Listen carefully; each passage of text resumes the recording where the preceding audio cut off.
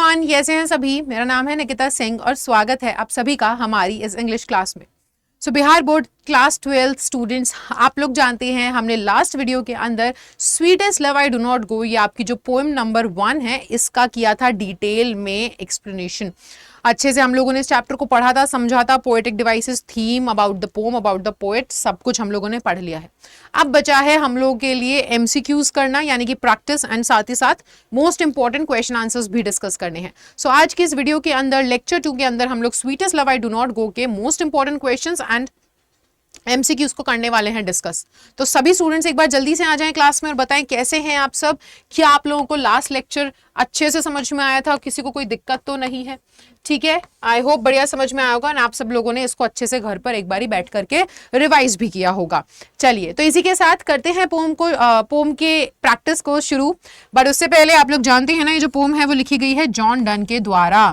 ठीक है, इनका जन्म कब हुआ था? 1572, रिमेंबर। और इनकी डेथ की डेट भी आप लोगों को याद रखनी है अच्छे से। चलिए, तो फिर करें इसको हम शुरू। तो करते हैं शुरू और एक बार समराइज कर लेते हैं कि हम लोगों ने इस पोम में क्या पढ़ा था।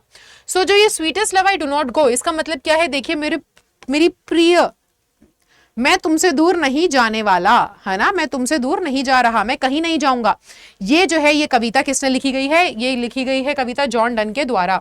ये किसके लिए लिख रहे हैं कविता? ये लिख रहे हैं अपनी वाइफ के लिए, जिनका नाम क्या है? जिनका नाम है एन मोर। ठीक है, ये इनको बता रहे हैं। एक्चुअल में ये ट्रिप पर जा रहे होते हैं जर्मनी। अब वहां पे अभी जो इनकी वाइफ है, इनकी वाइफ उदास हो जाती है कि अरे यार तुम मुझे छोड़ करके जा रहे हो। तो अपनी वाइफ को समझाते हैं कि देखो भाई, मैं इसलिए तुमसे छोड़ के तुमसे दूर नहीं जा रहा हूँ क्योंकि मेरे को तुमसे अब थकान हो गई है, मैं तुमसे थक गया हूँ, उब चुका हूँ, या मैं इस आशा में जा रहा हूँ कि भाई मेरे को तुमसे कोई बेहतर मिल जाएगा। नहीं नहीं, इन सब चीजों को मैंने दिमाग में नहीं सोचा है। मैं तो केवल, देखो, हर एक व्यक्ति को एक ना एक दिन मर जाना है। मैं तो केवल अपनी जिंदगी जब तक है तब तक उसको थोड़ा सा जी लेना चाह रहा हूँ, हंसी मजाक में बिताना चाह रहा हूँ, है ना। तो ये सारी चीजें समझा रहे हैं कि मैं बहुत जल्दी वापस आ जाऊंगा। जैसे सूरज ढलता है और अगले दिन वापस आ जाता है, उसके पास तो कोई उद्देश्य भी नहीं होता, कोई इच्छा भी नहीं होती है, कोई सेंस भी नहीं होती है, बट फिर भी वो वापस आता है ना। तो मेरे लिए तुम टेंशन मत लो, मेरे पास तो उद्देश्य है, मेरे पास तो इच्छा है, मेरे पास तो सेंस है, मैं तो वापस जरूर आऊंगा तुमसे मिलने के लिए। और बहुत तेजी से अपने सफर को बहुत तेजी से बिता करके पूरी उत्साह और उमंग के साथ वापस आऊंगा तुमसे मिलने। ये सारी चीजें वो बताते हैं। और इस पोम के अंदर आपको देखने को मिलता है कि किस प्रकार एक वो बता रहे हैं कि देखो, जो सच्चा प्यार होता है ना, वो कभी नहीं खत्म होता है। सच्चे प्यार करने वाले आपस में कभी नहीं बिछड़ते हैं, चाहे फिर मौत ही क्यों ना आ जाए, वो एक दूसरे के अंदर जिंदा रहते हैं, एक दूसरे के हृदय में जिंदा रहते हैं। तो सच्चा प्यार जो है वो इंसान को क्या करता है? वो इंसानों को एक दूसरे से कभी दूर नहीं करता है। ठीक है, और वहीं पर आपको इस पोम के अंदर ये भी देखने को मिल रहा है कि किस प्रकार वो अपने प्रेमी को समझा रहे हैं कि देखिए, ये जो थोड़े समय का जो बिछड़न है, ये हमेशा के लिए नहीं है, ये बस कुछ समय के लिए है, जल्दी ही कट जाएगा। बस अपना ध्यान रखो, परेशान मत हो, क्योंकि तुमको परेशान होता देख मुझे बहुत परेशानी होगी। तो यहाँ पे आपको यही देखने को मिला है पोम के अंदर। ये एक लव पोम है। ठीक है, चलिए, तो यहां पर देखिए, contains a speaker's consoling words to his lover as he prepares to depart on a journey. तो इसके अंदर आपको देखने को मिलेगा कुछ ऐसे कंसोलिंग वर्ड्स, वो अपने प्रेमी को मना रहे हैं, समझा रहे हैं, दिलासा दे रहे हैं कि देखिए, मैं जा रहा हूं लेकिन मैं वापस जरूर आऊंगा, मैं तुमसे हमेशा के लिए नहीं बिछड़ रहा हूं। The poem begins with the speaker stating that he is going to have to leave. तो कविता यहाँ पे शुरू होती है। पहली लाइन क्या लिखी है कविता की? Sweetest love I do not गो। तो वो पहली ही लाइन में ये बता रहे कि देखो, मुझे जाना तो पड़ेगा, दिस डज नॉट मीन, लेकिन इसका ये मतलब नहीं है कि हमारा जो रिश्ता है वो यहाँ पर खत्म हो रहा है ना। As he doesn't actually want to go, कहना कि ऐसा नहीं मैं जाना चाहता हूँ, मुझे जाना पड़ रहा है। ठीक है, तो इसका मतलब ये नहीं कि मैं जा रहा हूं तो हमारा रिश्ता यहाँ खत्म हो जा रहा है। नहीं नहीं, He isn't seeking out another lover. मैं किसी और की इच्छा में किसी और प्रेमी को ढूंढने के लिए नहीं जा रहा हूं, या फिर मैं तुमसे भागना नहीं चाहता हूं। He needs to go, but only temporarily. वो कह रहे हैं मेरे को जाना पड़ रहा है लेकिन केवल कुछ समय के लिए, मैं वापस जरूर आऊंगा। His departure will be like the setting of the sun. कह रहे मेरा जाना केवल एकदम सूरज की तरह लगेगा तुमको, है ना। जैसे सूरज जो है वो ढलता है फिर अगले दिन वापस आ जाता है, वैसे ही मैं अभी जा रहा हूँ और देखो जल्दी से वापस आऊंगा भाग करके। वो तो बिना किसी उद्देश्य के, बिना कोई इच्छा के वापस आ जाता है। मेरे पास तो तुम हो, तुम तुम्हारे से मिलने का उद्देश्य है, तुमसे वापस रीयूनाइट होना है मुझे, तुमसे मिलने की मेरे अंदर भी उतनी ही इच्छा और चाह है, तो मैं तो बहुत तेजी से अपना सफर तय करके उत्साह और उमंग के साथ वापस आऊंगा। He will be gone briefly but return as the sun does in the morning. वो कह रहे मैं थोड़े समय के लिए, क्षण भर के लिए जाऊंगा, लेकिन वापस आ जाऊंगा जैसे सूरज वापस आता है। The speaker compares himself to the sun again, this time in the common steadfastness. Both the speaker and the sun do not get distracted by desire or sensations. The speaker adds that he is like the sun in every way except that he is faster. वो कह रहे देखो मैं भी सूरज की तरह ही हूं, लेकिन वो क्या कह रहे लेकिन मैं तेज हूं, वो आएगा उससे तेजी से वापस आ जाऊंगा। ऐसे हम बोलते हैं ना लोगों को कि देखो देखो बिल्कुल पता नहीं चलेगा, मैं एकदम झटके से, तो आज तुम सोने जाओगी और तुम्हें पता भी नहीं चलेगा, इतनी जल्दी दिन गुजर जाएंगे और मैं झटके से बस झट भर में और पल भर में तुम्हारे पास वापस से आ जाऊंगा। ठीक है, तो वो ऐसे ही समझाने की कोशिश करेगी, बहुत तेजी से वापस आ जाऊंगा, आज जा रहा हूं और कल आ जाऊंगा, तुम्हें पता भी नहीं चलेगा। ठीक है, तो यही चीज वो दिलासा दे रहे हैं अपने प्रेमी को। He also believes that they can make the best of this bad situation by teaching bad luck how to leave them alone.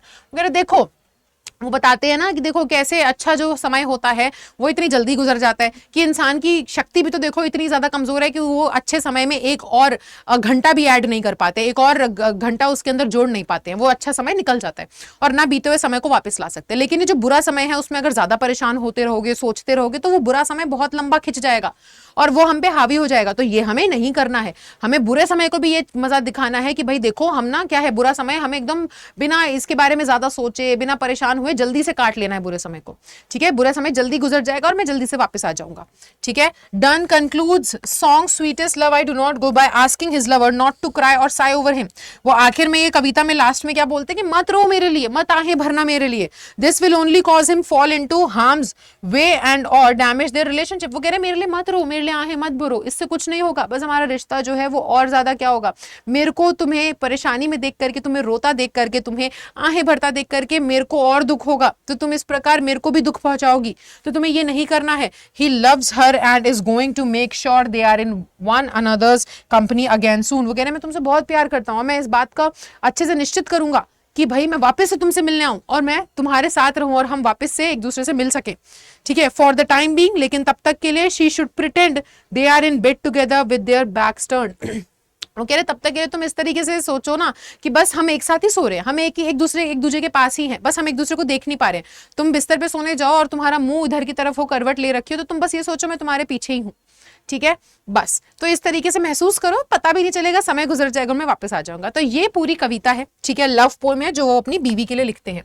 तो शुरू करते हैं हम लोग इसकी प्रैक्टिस। अब ये एमसीक्यू बेस्ड क्वेश्चंस हैं, तो आप लोगों को इसका आंसर करना पड़ेगा। We have 10 questions in total, तो इन सबका आप आंसर करेंगे। ठीक है, कमेंट सेक्शन में आंसर आना चाहिए। Donne represent himself in sweetest love I do not go in. तो यहां पर वो किस प्रकार से अपने आप को रिप्रेजेंट कर रहे हैं, फर्स्ट पर्सन सिंगुलर नंबर में कर रहे हैं, फर्स्ट पर्सन प्लूरल नंबर में कर रहे हैं, थर्ड पर्सन सिंगुलर नंबर, या फिर नन ऑफ दीज।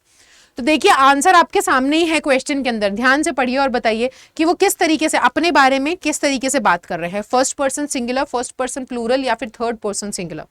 जल्दी जल्दी से आंसर करेंगे सभी लोग, बताएंगे क्या होगा यहां पर करेक्ट आंसर।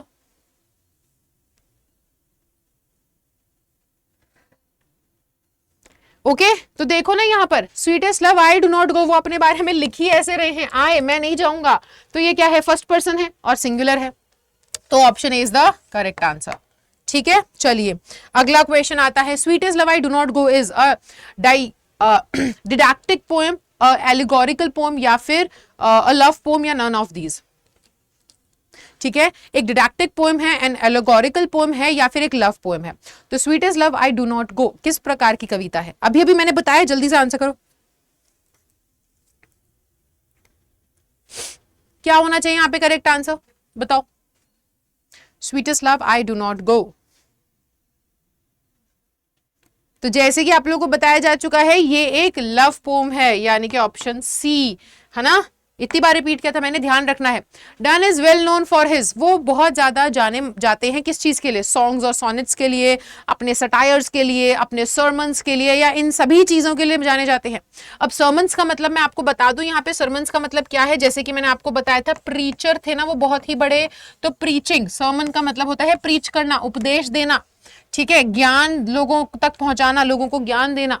ठीक है, तो ये सर्मन का मतलब ये होता है। तो वो किस चीज के लिए जाने जाते थे? सॉन्ग्स और सोनेट्स के लिए, सटायर्स के लिए, या फिर सर्मन्स के लिए? तो यहां पर बच्चे करेक्ट आंसर होगा आपका ऑप्शन नंबर डी।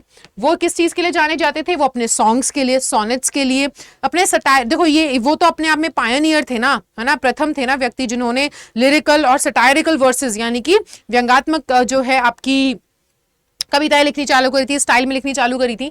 सो ये और सर्मन्स, और वो बहुत बड़े बड़े प्रीचर भी थे। तो यहां पर ऑप्शन डी जो है वो आपका करेक्ट आंसर होगा। ठीक है, वो इन सभी चीजों के लिए जाने जाते थे। Okay, in the poem sweetest love I do not go, die stands for, यहां पे DYE, ये डाई वर्ड का क्या मतलब है? तो हम लोगों ने इस बारे में बात की थी। To die, to paint, both A and B या नन ऑफ दीज। क्या होगा यहां पे करेक्ट आंसर? बताओ।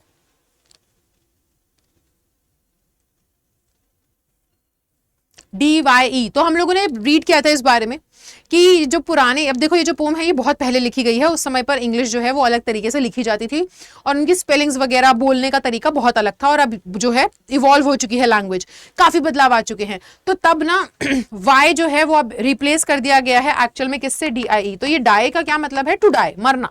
ठीक है, तो option A is the correct answer.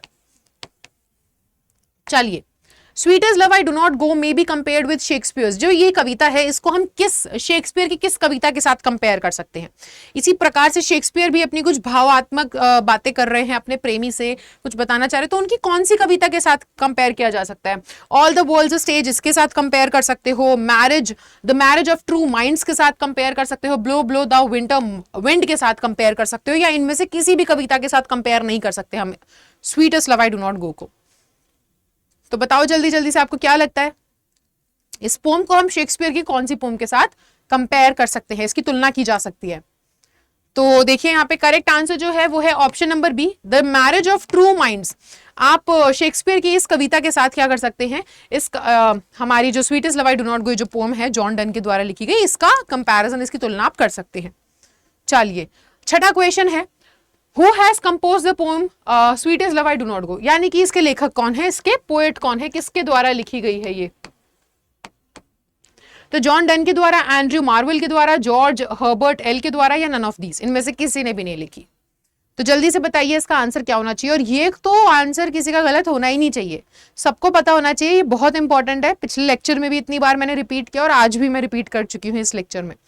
तो यहां पर क्या होगा इसका करेक्ट आंसर? एंड सभी बच्चों के कमेंट्स आने चाहिए, सब लोगों को इसका आंसर करना पड़ेगा कमेंट सेक्शन में। मैं सबके कमेंट्स चेक करती हूँ, तो ये एक प्रैक्टिस भी हो जाएगी, आपको इस प्रकार चीजें भी याद रहेंगी। और अगर गलत भी जा रहा है तो इनका नोट रखिए कि मैं कहाँ गलत गया, किस चीज को, कौन सा चीज मेरे से गलत हो रही है, तो उस क्वेश्चन पे ध्यान दीजिए, या फिर वीडियो एक बार देखिए, एक्सप्लेनेशन को देखिए, दोबारा से चीजें बेहतर तरीके से समझ में आएंगी। तो ऑप्शन ए जो है वो आपका करेक्ट है बेटा यहाँ पर। ठीक है, जॉन डन ने लिखी है ये जो पोम है। चलिए अगला क्वेश्चन नंबर 7 पे आते हैं। John Donne was the Pioneer of, किस चीज में वो सबसे पहले और प्रथम व्यक्ति माने जाते हैं? ठीक है, एलिजाबेथन पोएट्री में, मेटाफिजिकल पोएट्री में, रिस्टोरेशन पोएट्री में, या फिर नियो क्लासिकल पोएट्री में? तो किस चीज के पायनियर माने जाते हैं? वो आपके सामने 4 ऑप्शंस हैं। एंड आपने, अगर हम लोगों ने प्रीवियस लेक्चर के अंदर डिस्कस किया था अबाउट द पोएट, हमारे कवि के बारे में हमने कुछ चंद बातें पढ़ी थी, जानी थी, तो वहां पे से आपको पता होना चाहिए इसका आंसर। वहां लिखा गया था, सेकेंड लाइन में ही लिखा हुआ था, ठीक है, कि लिरिकल और सिटायरिकल वर्सेस के पायनियर थे। और उसी में एक चीज और एडेड थी, तो क्या कह रहे हैं हम उसको? आध्यात्मिक। हमने भी बात करी थी ना इसके बारे में लास्ट लेक्चर में। तो यहां पर जो करेक्ट आंसर है वो क्या होगा? Option B. ठीक है, तो जल्दी जल्दी से आंसर आने चाहिए। इससे पता चलता है कि तेजी से पता चलता है कि आप, तेजी और एक्यूरेसी, जितना तेज और सटीक जवाब दे रहे हो उससे पता चलता है कि तैयारी कितनी अच्छी है। चलिए, तो क्वेश्चन नंबर 8 पर आते हैं। Sweetest love I do not go is, ये किस प्रकार की कविता है? ये एक ओड है, सोनेट है, लिरिक है, या फिर बैलेड है? बताइए किस प्रकार की कविता है ये?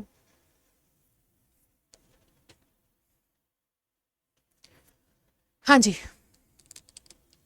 अ sonnet, an ode, a lyric, या फिर अ बैलेड। सो यहाँ पे आप लोग जानते हो, हम लोग पढ़ रहे हैं उनके बारे में कि वो लिरिक, सटायरिकल, इस तरह की कविता लिखते, तो ये एक लिरिक है, ऑप्शन सी। ठीक है, ये एक लिरिक है।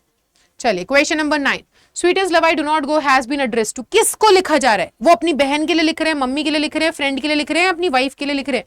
ये जो प्रेम कविता है ये अब किसके लिए लिखी जा रही है ना? यहाँ पर वो किसके बारे में बात कर रहे हैं, किससे बात कर रहे हैं?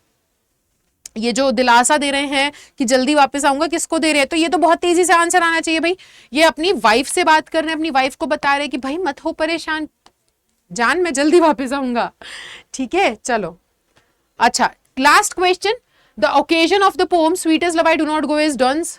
तो किस ऐसा क्या हो रहा है जिस वजह से ये पोम लिख रहे हैं, है ना? ऐसा क्या मौका है, किस मौके पर ये पोम लिख रहे हैं? क्या वो एक कॉन्टिनेंटल ट्रिप पर जा रहे हैं, किसी स्पेस टूर पर जा रहे हैं, वोयाज पर जा रहे हैं? None of this. कहाँ जा रहे हैं, क्या ऐसा मौका है, किस मौके पे कविता लिखी जा रही है? तो बहुत आसान है, अभी बताया था आपको शुरुआत में ही कि वो एक ट्रिप पर जा रहे हैं, कॉन्टिनेंटल ट्रिप है, जर्मनी जा रहे हैं, है ना? तो option A is the correct answer. तो ये थे आपके एमसीक्यू, ठीक है, इस चैप्टर से रिलेटेड, एंड आई होप कि आपने इसमें ज्यादा से ज्यादा सही जवाब दिए होंगे। चलिए, तो अब हम कर लेते हैं थोड़े सब्जेक्टिव क्वेश्चंस को भी। Why does poet want to go away from his beloved? तो अब यहाँ पर हमारे कवि अपने प्रिय से, अपनी प्रेमिका से दूर क्यों जा रहे हैं? तो देखिए, poet wants to go away from his beloved not because he is tired of her, but because life is very short and he has to die. Therefore, he wants to amuse himself as life is very uncertain. तो वो actual में क्यों दूर जा रहे हैं? देखिए, बहुत अब कोई बोलेगा अपनी वाइफ को ले जाते हैं, बहुत पहले की बात है, बहुत अलग समय था उस समय पर, ठीक है, दुनिया अलग थी, तो वो एक्चुअल में अकेले ट्रैवल कर रहे होते हैं। तो यहाँ पर वो क्यों जा रहे हैं, अपनी वाइफ से दूर क्यों जा रहे हैं, है ना? उसे छोड़ करके क्यों जा रहे हैं? तो वो देखो इस वजह से नहीं जा रहे हैं क्योंकि वो उनको प्यार नहीं करते या उनसे दूर जाना चाहते हैं या थक गए हैं, वो बल्कि इसलिए जा रहे हैं क्योंकि उनका क्या कहना है कि देखो जिंदगी बहुत छोटी है, एक ना एक दिन मैं मर जाऊंगा। तो जब ये जिंदगी इतनी अनिश्चित है, आपको नहीं पता कब किस मोड़ पे क्या हो जाए, कब मौत आ जाए, क्योंकि हर एक जीवित व्यक्ति को कभी ना कभी मरना है। तो जब तक का जीवन है, थोड़ा खुशी, उत्साह, हंसी मजाक में, है ना, इंजॉयमेंट में बीतना चाहिए। इसलिए मैं जा रहा हूं, थोड़े दिनों के लिए जा रहा हूं, जल्दी ही वापस आ जाऊंगा। सो इस वजह से वो जो है अपनी वाइफ से दूर जा रहे होते हैं, ठीक है। चलिए, question number 2, What are the things that the sun does not have? ऐसी क्या चीजें हैं जो सूरज के पास नहीं है? डिजायर नहीं है उसके पास, सेंस नहीं है उसके पास, है ना? तो ये सभी चीजें आप लिखेंगे, the sun does not have desire, sense and a beloved like the poet has. और ना ही उसके पास कोई ऐसा प्रेमी है जैसा कि हमारे कवि के पास है। तो उसके पास कोई इच्छा नहीं, कोई प्रेमी नहीं, कोई सेंस नहीं, किसके लिए वापस आ रहा है वो? लेकिन आ रहा है ना, वैसे ही मैं भी वापस आऊंगा, वो कहना चाहते हैं। Therefore he has no motive to come back. कहते हैं कि देखो उसके पास कोई उद्देश्य ही नहीं है वापस आने का सूरज के पास, पर फिर भी वो हर रोज हमसे बिछड़ता है लेकिन वापस आता है। पर मेरे पास तो उद्देश्य है, तो मैं तो वापस आना चाहूंगा, ठीक है। तो वो इस माध्यम से यही समझाना चाह रहे होते हैं। चलिए, what will make the speaker's journey speedier? वो कह रहे हैं किस चीज से ये जो मेरा सफर है वो बहुत रफ्तार से गुजरेगा। तो बोल रहे हैं the poet has a desire and sense.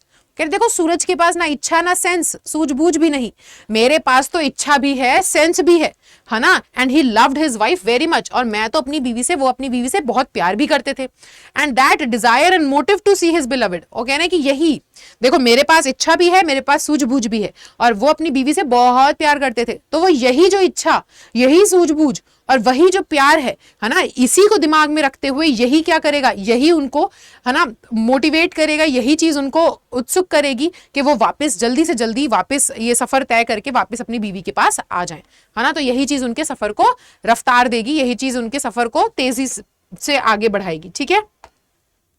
What makes a man's power feeble? वो कह रहे हैं क्या चीज, किस चीज से एक इंसान की शक्ति कमजोर पड़ जाती है। तो जैसे कि उन्होंने समझाया है, अब वही समझाएंगे कि इंसान की शक्ति भी तो कितनी कमजोर है कि जब उस पर अच्छा समय या अच्छी किस्मत आन पड़ती है तो वो 1 घंटा भी अपनी किस्मत का बढ़ा नहीं पाता, उस अच्छे समय का बढ़ा नहीं पाता, ना ही वो अपने पुराने समय को वापस लेकर आ सकता है, बीते हुए समय को। वही चीजें आप यहां पर लिखेंगे।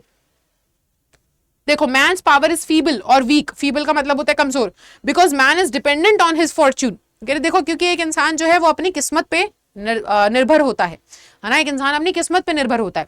When good time comes, है ना, जब अच्छा समय आता है, he cannot make it permanent, वो उसको टिका नहीं पाता या फिर उसमें कुछ और क्षण ऐड नहीं कर पाता, कुछ और घंटे उसमें नहीं जोड़ पाता है। Neither, ना ही तो वो बीता हुआ जो समय है उसको वापस ला पाता है। He is very weak and can do nothing to control the time, वो बहुत वीक है और वो समय को नहीं रोक सकता। इस वजह से वो बोल रहे हैं कि आदमी की शक्ति कितनी कमजोर है, ठीक है।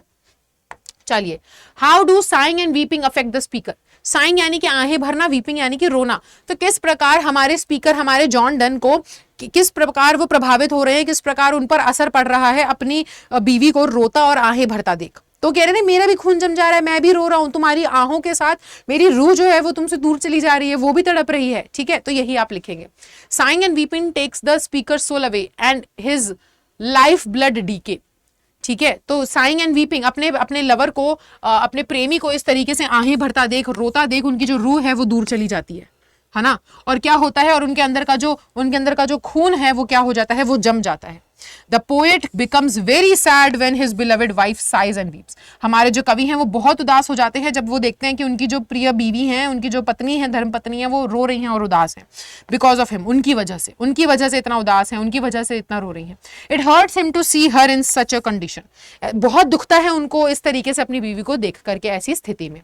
ठीक है, तो ये होगा आपका यहाँ पर आंसर। चलिए क्वेश्चन नंबर 6, सबको क्लियर है, सबको समझ में तो आ रहा है ना बेटा। ये पीडीएफ आपको मिल जाएगी, टेंशन ना लीजिए। अगर कोई स्टूडेंट जानना चाहते हैं कि मैम ये पीडीएफ हमें कहाँ मिलेगी, तो बेटा ये जो हमारा टेलीग्राम चैनल है CUET हिंदी मीडियम, ठीक है, इस चैनल पर आप, टेलीग्राम चैनल पर आप जुड़ जाएं। इस टेलीग्राम चैनल पर आपको हमारी जो ये पीडीएफ है इस क्लास की, ये मिल जाएगी। ठीक है, टेलीग्राम पर है ये चैनल, तो इससे आप जुड़ जाएं, यहाँ पे मिल जाएगी। How does the beloved waste speaker's life, तो कह रहे हैं किस प्रकार जो बिलविड है, जो उनकी प्रेमिका है, वो किस प्रकार उनकी जिंदगी वेस्ट कर रही है। तो देखो, the beloved waste the speaker's life by taking the best hours of his life. वो कह रहे मैं, अब कैसे, वो कह रहे मैं जो हूं वो तुम में हूं, है ना, मैं जो जीवित हूं मैं तुम में हूं, तुम ही मेरा सबसे अच्छा हिस्सा हो। अगर तुम ही रोती रहोगी और अगर तुम ही ऐसे उदास रहोगी तो मेरी जिंदगी भी व्यर्थ जा रही है। तो इसलिए वो कह रहे हैं कि इस तरीके से मेरी जिंदगी भी व्यर्थ जा रही है, वो भी वेस्ट जा रही है। ठीक है, तो किस तरीके से वो वेस्ट कर रही हैं कि उनके जिंदगी के सबसे अच्छे जो पल हैं उनको छीन ले रही हैं, उन्हें उदासी में गुजार रही है ना, क्योंकि वो क्या कह रहे हैं कि तुम्हारे अंदर तो मैं भी जी रहा हूं। ठीक है, तो इस वजह से। चलिए question 7, in what way will the lovers remain United, है ना। वो कह रहे किस प्रकार जो ये लवर्स हैं, ये जो प्रेमी हैं, प्रेमी जोड़ा है, वो हमेशा एक दूसरे के साथ रहेगा। तो देखिए, lovers will remain United by keeping one another. वो कह रहे ये जो प्रेमी और प्रेमिका होते हैं, जो लवर्स होते हैं, वो एक दूसरे के साथ हमेशा जुड़े रहते हैं क्योंकि वो एक दूसरे के साथ होते हैं। ठीक है, the lovers remain United bye there true love, वो अपने सच्चे प्यार की वजह से यूनाइटेड रहते हैं। चाहे कहीं पे भी हो, उनको जोड़े क्या रखता है, उनका वो सच्चा प्यार। Love is stronger than death, वो कह रहे हैं मौत से भी ज्यादा जो है किस में ताकत है, प्यार में। द लवर्स में डाई, जो लवर्स हैं, जो प्रेमी हैं, वो बेशक मर जाएं, शारीरिक रूप से दूर हो जाएंगे, लेकिन उनका जो प्यार है वो हमेशा उनके अंदर जिंदा रहेगा और हमेशा, है ना, उनको एक दूसरे की याद दिलाता रहेगा। तो वो प्यार कभी नहीं मरता है। ठीक है, वो ये बता रहे हैं। तो इस प्रकार जो लवर्स हैं वो हमेशा यूनाइटेड रहते हैं, एक साथ रहते हैं। चलिए अब हम ये कुछ लॉन्ग आंसर टाइप क्वेश्चंस कर लेते हैं। तो यहाँ पर वो बोल रहे हैं read the following lines carefully, आपको ये लाइंस ढंग से पढ़नी है और उसका आंसर करना है। When thou sighest not wind but sighest my soul away। अब ये लाइन लिखी थी ना कि जब तुम आहें भरती हो तो तुम आहें भर के केवल तुम्हारी आहों में हवा नहीं होती है, बल्कि तुम्हारी आहों से मेरी रूह जो है वो दूर हो जाती है। अब ये क्या है, ये एक एग्जाम्पल है हाइपरबोलिका की, किस तरीके से बढ़ा चढ़ा करके अपनी फीलिंग्स को बहुत बढ़ा चढ़ा करके एक्सप्रेस किया जा रहा है। तो ऐसे ही आपको और एग्जाम्पल्स देने हैं पोएम में।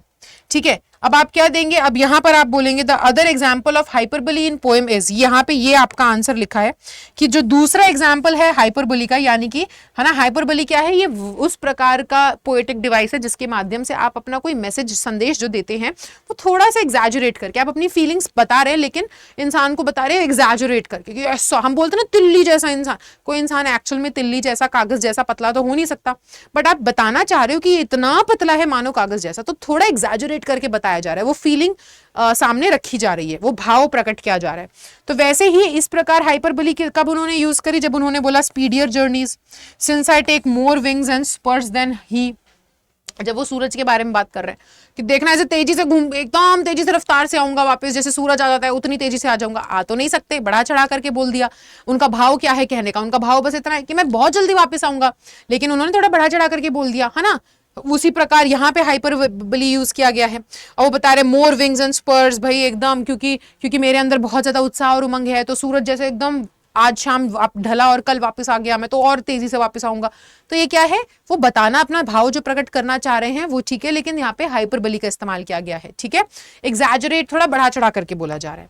चलिए right a note on the use of hyperbole in the pome. अब आपको पूरे पोम के अंदर कहां कहां हाइपरबली इस्तेमाल की गई है वो बताना है। तो हाइपरबली इज एन एग्जैजरेटेड, बढ़ा चढ़ाकर, एग्जैजरेटेड मतलब कि किसी चीज को बढ़ा चढ़ा करके बोला जाए, और claim not meant to be taken literally, यानी कि हाइपरबली एक ऐसा स्टेटमेंट होता है, हाइपरबली एक ऐसा डिवाइस है कि आप उसका इस्तेमाल करते हो लेकिन लिटरल सेंस में नहीं, यानी कि जैसा कहा है वैसा का वैसा उसका मतलब नहीं होता, उसका मतलब कुछ और होता है, आपको उसके भाव पे जाना पड़ता है, आप उसको जैसा रीड कर रहे हो वैसा नहीं एक्चुअल में समझ सकते। अगर आपने किसी को बोल दिया ये तो तिल्ली जितना पतला इंसान है, तो जितना जैसा पढ़ने में जा रहा है तो वैसा ही उसका अर्थ थोड़ी है कि आप एक इंसान को देखोगे जो माचिस जैसा दिख रहा है ना, एकदम एकदम इतना पतला सा लकड़ी का शरीर है, हाथ पैर नहीं, एकदम माचिस जैसा दिख रहा है, ऐसा तो नहीं है। उसका आप जो पढ़ोगे वैसा अर्थ नहीं होता है, उसका सेंस क्या है कि वो बहुत पतला है ना। तो हाइपरबली भी ऐसा ही होता है, जैसे हम बोलते हैं ना कि अरे देखो कैसा मोटा हो गया एकदम फुटबॉल जैसा, तो ऐसा थोड़ी कि फुटबॉल इंसान नहीं है, फुटबॉल है ना। बट आपके कहने का आप लिटरल सेंस पे नहीं जा सकते, जो लिखा है वो पढ़ के आप मतलब नहीं निकाल सकते, उसका मतलब आपको समझना पड़ेगा, उसका भाव ये है कि वो बहुत मोटा इंसान है। तो इस तरीके से, ठीक है। तो हाइपरबली का मतलब क्या होता है, ये एक ऐसी स्टेटमेंट होती है जो बढ़ा चढ़ा के बोली जाती है, जिसको लिटरल सेंस में नहीं लेना होता है, भाव समझना होता है। If someone uses hyperbole they say or write things that make something sound much more impressive than it really is. जब कोई व्यक्ति हाइपरबली यूज करता है उसका मतलब ये है कि वो उस चीज को थोड़ा बढ़ा चढ़ा करके बोल रहा है, जितना है नहीं उससे ज्यादा बता रहा है, ठीक है। In this poem sun and wind have been used as symbols of hyperbole. इस कविता के अंदर वो सन और विंड का इस्तेमाल कर रहे हैं ना, सन का बारे में बोल रहे हैं और विंड के बारे में बोल रहे हैं ना, कि ये जो इस्तेमाल किया गया है दोनों चीजों का, वो एक एग्जाम्पल है हाइपरबली का, ठीक है। जब वो बता रहे हैं, ये हाइपरबोली का एग्जांपल है जिसके माध्यम से वो बता रहे हैं कि भाई मैं तुम्हें छोड़ के जा रहा हूं, वापस आ जाऊंगा। Poet had cleverly used the hyperbole to portray the emotions touching the inner conscious of the speaker. तो उन्होंने हाइपरबोली का इस्तेमाल करके अच्छे से बताया है, उनके अंतरात्मा के जो भाव है वो बहुत अच्छे से प्रकट किए हैं। बेसिकली आपको यही बताना है कि यहाँ पर कहाँ हाइपरबोली इस्तेमाल किया जा रहा है। तो वो आप जानते ही हो सन के बारे में, विंड के बारे में जब बात करिए। चलिए अगला क्वेश्चन है, but believe that I shall make speedier journeys since I take more wings and spurs than he. अब यहाँ पे आपको बताना है पावर ऑफ लव के बारे में। तो देखो प्यार की ऐसी ताकत है, वो कह रहे हैं कि देखना तुम्हारा प्यार की ताकत है इतनी ज्यादा। वो यहाँ पे यही तो समझाना चाह रहे हैं ना कि सूरज के पास तो कोई उद्देश्य नहीं, उसके पास तो कोई प्रेमी नहीं, उसके पास तो कोई सूझबूझ नहीं, मेरे पास तो प्रेमी भी है, उद्देश्य भी है। उद्देश्य क्या है? उससे वापस से मिलने का, उससे वापस से एक हो जाने का, है ना। तो ये जो प्यार की ताकत है ये मुझे मेरे जर्नी को, मेरे सफर को बहुत तेज बना देगी और मैं बहुत एकदम उड़ता उत्सुकता के साथ, उमंग के साथ वापस जल्दी ही तुमसे मिलने आऊंगा। तो ये प्यार की ताकत है कि वो उनकी जर्नी को तेज बना देगी, वही आपको समझाना है। In the statement but believe that I shall make speedier journeys and take more wings and spurs than he, है ना। ये जो लाइन लिखी गई है, इस लाइन के अंदर पोएट हाइपरबोली का इस्तेमाल कर रहे हैं ये बताने के लिए, express the night of love and project the flight of fancies. यहां पे माइट होना चाहिए, ताकत, प्यार की ताकत, ठीक है। तो वो इसके माध्यम से क्या कर रहे हैं उन्होंने, इन लाइनों में हाइपरबोली का इस्तेमाल किया गया है और हाइपरबोली के इस्तेमाल से वो प्यार की ताकत दर्शाना चाह रहे हैं, है ना। He has compared his journey and the movement of the sun. उन्होंने अपने सफर को और सूरज की जो मूवमेंट होती है कि वो निकलता है फिर ढलता है फिर दोबारा सूर्योदय होता है, इन दोनों का आपस में कंपेयर किया है, ठीक है। Poet wants his wife to trust him and not to get afraid. वो चाहते हैं कि उनकी बीवी उनकी बातों का भरोसा करे और डरे ना कि वो जल्दी ही वापस भी आ जाएंगे। The poet thinks he would complete a shorter journey and come back even faster than the sun, because unlike the sun he has more desire and reason to come back. तो वो क्या कहते हैं, वो कहते हैं अरे देखो ना, सूरज के जाने से, जैसे सूरज है ना, मैं सूरज जितना अपना सफर तय करता है वो ढलता है फिर सूरज अगले दिन वापस आ जाता है, तो उसके ना सूर्य उदय होने से पहले, यानी कि उसका जो सफर तय करने वाला है सूरज, है ना, उसके सफर तय करने से पहले मैं वापस आ जाऊंगा, क्योंकि उसके पास उद्देश्य नहीं, उसके पास कोई प्रेमी नहीं, मेरे पास है, तो मैं उससे भी तेजी से अपनी जर्नी तय करके आऊंगा। तो ये हाइपरबोली ना तुमने बड़ा चढ़ा के बोल दिया, कर तो सकते नहीं, जर्मनी जा रहे हो, इतना दूर है कि सूरज के ढलने से पहले, उगने से पहले वापस आ जाओगे, आप 3-4 दिन के लिए जा रहे हो, बट भाव कुछ और है यहाँ पर कि जल्दी ही वापस आऊंगा, ये कहना चाह रहे। तो बढ़ा चढ़ा करके बोली गई है वो लाइन है, तो हाइपरबोली का इस्तेमाल है। And the reason is his love for his sweetest wife. तो यहाँ पर क्या है, वो प्यार, इन लाइनों के माध्यम से हाइपरबोली का इस्तेमाल करके प्यार की ताकत बताना चाह रहे कि मेरे को प्यार तुमसे इतना है, तुम मेरे लिए इतनी खास हो, तुमसे मिलने की इच्छा इतनी ज्यादा है कि बहुत जल्दी सफर तय करके आऊंगा मैं, ठीक है। Thus proving that love can be really powerful even than the sun. तो वो यहाँ पे ये बताना चाह रही कि देखो प्यार की जो ताकत है वो सूरज से भी ज्यादा है, उससे भी तेज सफर तय करके वापस आऊंगा मैं तुमसे मिलने, ठीक है। तो यहाँ पे आपको देखने को मिल रहा है। चलिए they who one another keep alive never parted B.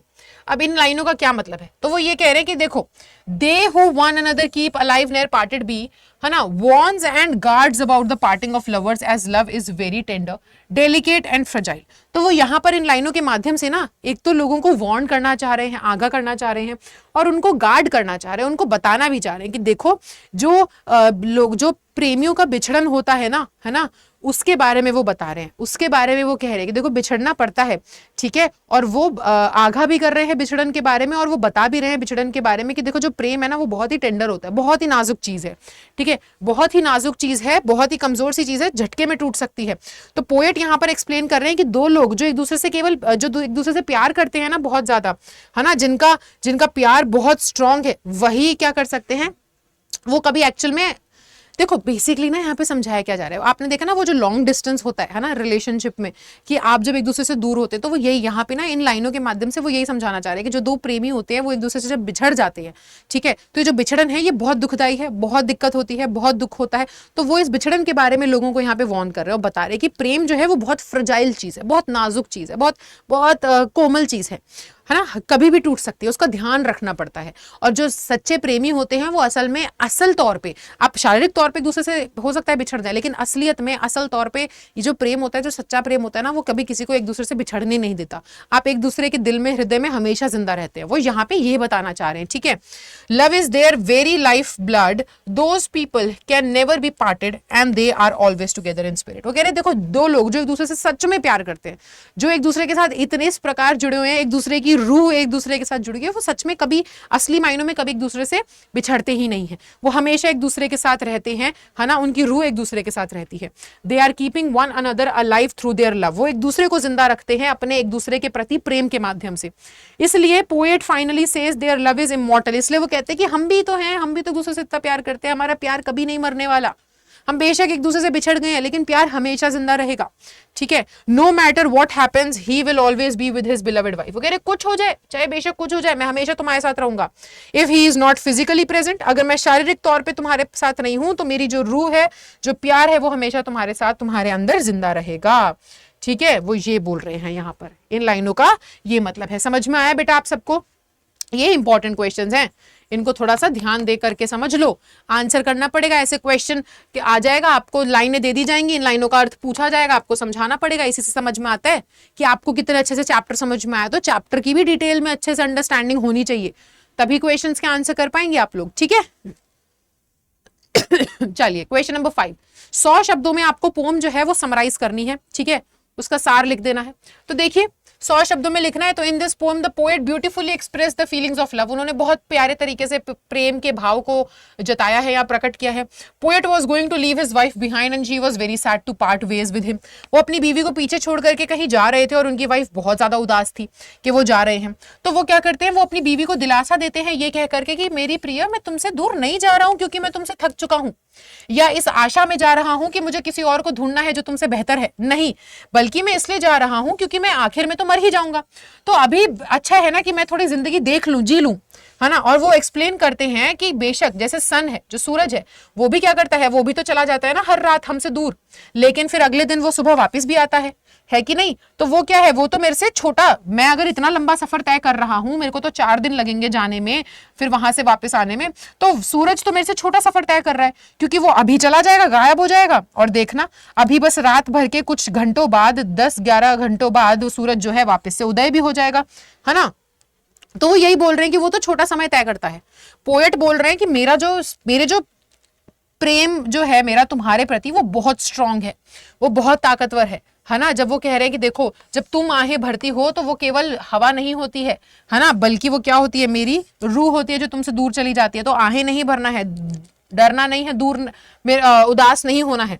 वो कहते हैं कि देखो, अपने मन में कोई भी ऐसा डर मत रखो, ठीक है, जो कि मेरे को लेकर के कि मैं चला जाऊंगा, कहीं मुझे कुछ हो ना जाए, कोई ऐसा डर मत रखो, क्योंकि कभी कभार क्या होता है, कभी कभार ना हमारी किस्मत भी ऐसी होती है, डेस्टिनी भाग्य भी ऐसा होता है कि जिस चीज का डर होता है वही सच भी हो जाता है, ठीक है। तो वो क्या बोलते हैं, वो आखिर में बोलते हैं कि अगर मैं मर भी जाता हूं ना, तब भी मैं तुमसे कभी दूर नहीं होऊंगा। तब भी मैं तुम्हारे पास ही रहने वाला हूं, जिंदा रहने वाला हूं तुम्हारे अंदर। तो हमारा दूर होने का तो सवाल ही नहीं उठता। तो ये पूरी कविता में समझाया जा रहा है, इस तरीके से आप पूरी पोम को समराइज करेंगे। ठीक है, चलिए, तो आई होप बच्चे आपको समझ में आ गया होगा। चैप्टर बहुत ही बढ़िया तरीके से सबको अच्छे से क्लियर हो गया होगा, किसी को कोई डाउट नहीं बचा होगा। ठीक है, तो अब आपको क्या करना है, ये चैप्टर तो यहाँ पर हो चुका है खत्म, अब आपको घर पर करना है रिविजन। ठीक है, तो अब आप करिएगा इसका रिविजन, और मैं आपसे मिलूंगी अगली क्लास में, जहां पर हम करेंगे हमारा चैप्टर नंबर 2। ठीक है, उसका डिटेल में एक्सप्लेनेशन। तो मिलते हैं अगली क्लास में। आई होप आपको ये वीडियो बहुत अच्छा लगा होगा। इसका पीडीएफ भी आपको अवेलेबल हो जाएगा टेलीग्राम पर, जिस हमारा चैनल है CUET हिंदी मीडियम, उसमें जुड़ जाए, है ना। आपको वहां पर ये पीडीएफ भी मिल जाएगा, तो आप अच्छे से रिवीजन कीजिए घर पे। मैं मिलूंगी आपसे अगली क्लास में एक नए चैप्टर के साथ। तब तक के लिए bye bye, take care and thank you so much.